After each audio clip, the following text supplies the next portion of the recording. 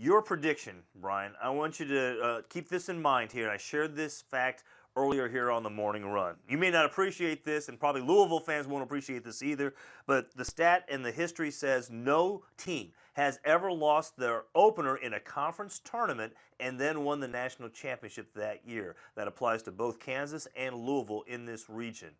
Why will the Jayhawks buck that trend?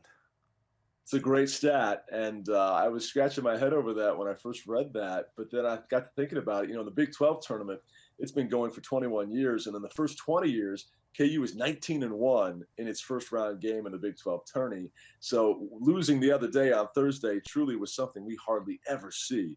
Not to sound like a broken record, but I mean, come on, you're taking away a second team All American on that day, which means he's one of the top 10 players in America, should be picked at least third in the NBA draft in June.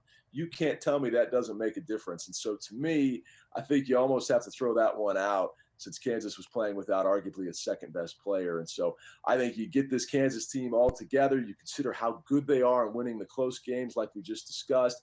You consider they're still an improving defensive team, which typically is a Bill Self calling card.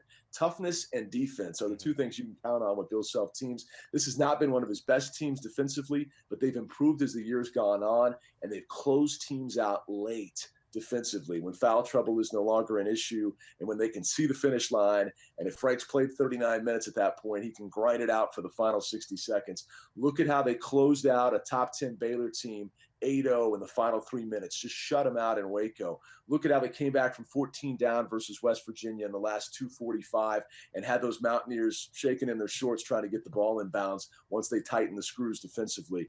I think because they're improving on that end of the floor and because they have so many dynamic scores on the offensive end, it's not like one cold shooting day by their top two players is going to completely derail this team. They're a top 10 team in the nation in three-point percentage, and they've got a myriad of guys who can throw it in. 5 of them that on any given night could lead Kansas from the perimeter.